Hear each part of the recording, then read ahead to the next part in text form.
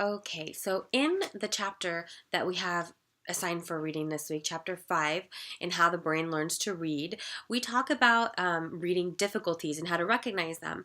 And in the beginning of the chapter, we're actually talking about things that cause reading problems, such as inadequate reading instruction, social and cultural issues, as well as physical and linguistic causes. In the article that I read, which is called Reading Between the Lines and Children's Vocabulary Differences, we talk about the fact that lower socioeconomic status students have a lower vocabulary. And this is something that we've read in the previous courses as well about these type of students, that they usually don't do as well as their more affluent peers, unfortunately.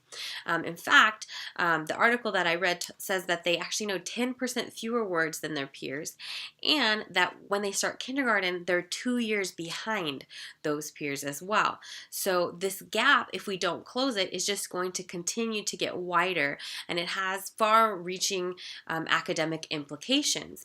Unfortunately, a lot of the studies that are done talk about the causes of the problems, but don't suggest a lot of solutions for the problem.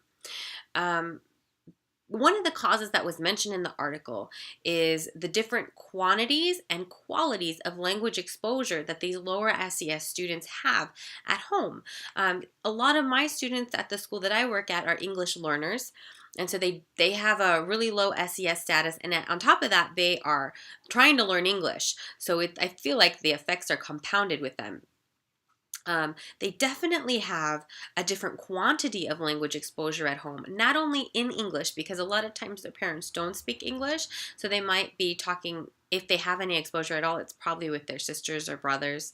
But they also don't have a lot of exposure to their own native language, because as the sun stays out longer, a lot of their parents that work in the fields are working longer. So the poor parents are working 12 to 14-hour days, and the students aren't able to talk to them or get that exposure. They're talking to siblings or talking to babysitters a lot of the time. Some of them are lucky enough to go to programs after school like ACEs, where they will get some more language exposure, but that could be one of the factors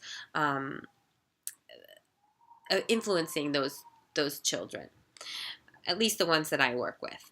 Um, so what they did in this article, they talk about a study that they did with students in which they gave them 3 sentences, and one of the words in each sentence was a made-up word. And so what they had to do was use their understanding of all of the context of all of those 3 sentences in order to decide what that word meant. And what they found is that the lower SES students were less effective at building a picture to identify the word, or building a concept to identify that word. So they didn't understand all of the vocabulary in the sentences, and they weren't able to come to the right conclusions. Fortunately, this article gives us some ideas of how we can assist these students. They say that a lot of times students are bombarded with a lot of new vocabulary, and one thing that we should focus on is actually increasing their depth of knowledge of the words that they already know, each word individually. And the way that you can do this is through visualization. And also, they describe a process where they assign a word, like the example in the article is bakery, and the student is supposed to write all the associations that they have with that word in order to deepen their knowledge about the word. So if they have the word bakery, they might tell you something like croissants, cakes, a small shop, a baker, and this can help them to have a greater understanding of the words themselves.